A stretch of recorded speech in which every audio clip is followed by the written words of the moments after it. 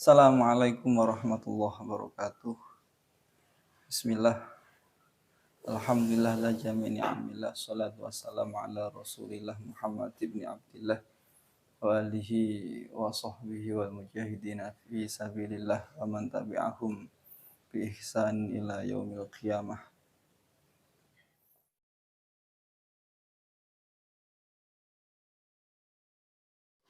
Benar, ya.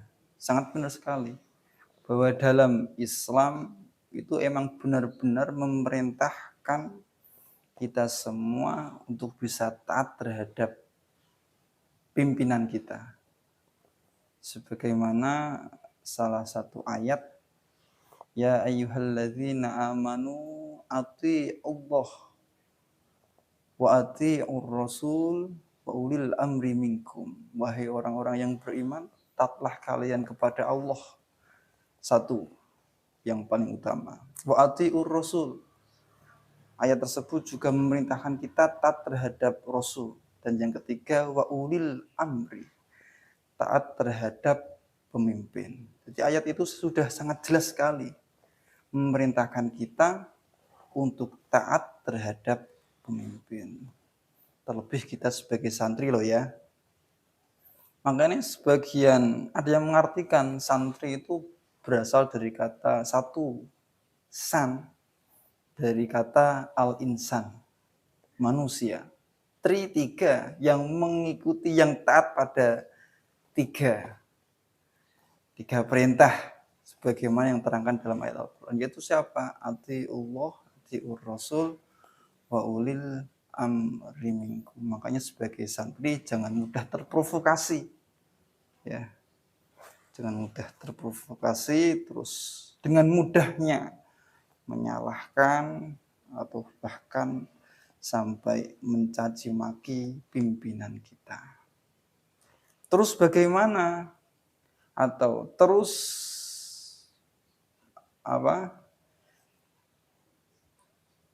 seberapa jauh kita harus mengikuti atau taat terhadap pemimpin? Ini pastinya ada batasan. Ketaatan kita kepada pemimpin itu selagi tidak memerintahkan kita pada suatu kemaksiatan. Jadi dalam ayat tersebut, atiullah, atiur rasul, ketaatan kita kepada Allah dan Rasul itu mutlak. Apapun yang Allah perintahkan kita harus mengikuti. Apapun yang Allah larang kita harus menghindari hal itu. Namun kalau ulil amri, kata atiu enggak diulang kembali. Artinya apa? Ada batasan-batasan ketaatan kita terhadap pemimpin.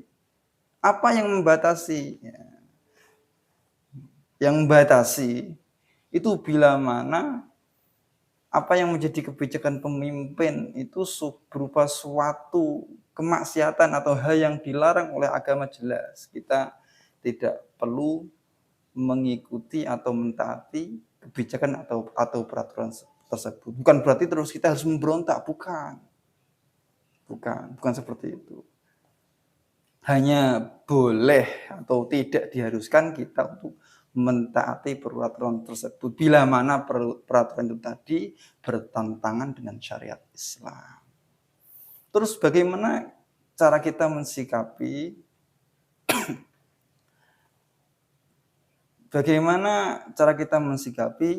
apabila ada seorang pemimpin yang memberi suatu kebijakan atau peraturan yang bertentangan dengan syariat? Ini juga perlu kita ketahui.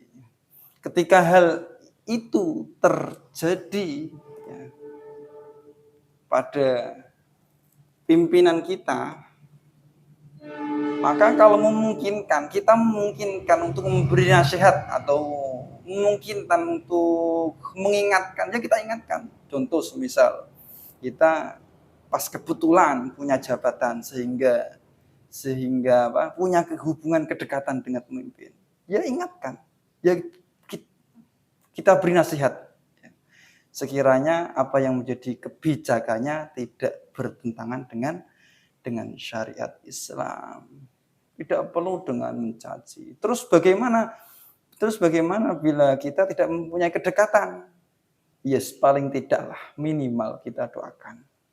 Ya, jadi paling tidak minimal kita doakan sebagai tidak malah mencaci. Ya. Sebagaimana salah satu hadis yang pernah Nabi sabdakan, la tazghilu qulubakum bisyabbil muluk. Jangan kau sibukkan hatimu dengan mencaci para pemimpin, mencaci pemimpin kita. Walakin taqarrubu qulubakum ilallah, akan tapi dekatkan hatimu kepada Allah bidduai ilaihim, dengan mendoakan mereka.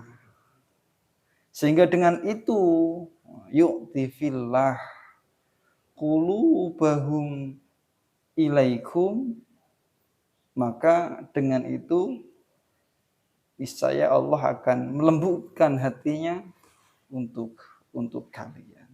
Jadi bukan malah kita caci, tapi apa? Ketika ada pemimpin kita yang berbuat zalim atau memberi kebijakan yang bertentangan dengan syariat Islam, ya kita nasihati bila memungkinkan, tapi kalau tidak minimal kita doakan. Sebagaimana yang diperintahkan Nabi, tidak malah mencaci maki dan lain sebagainya. Bahkan Imam Abul Hasan itu pernah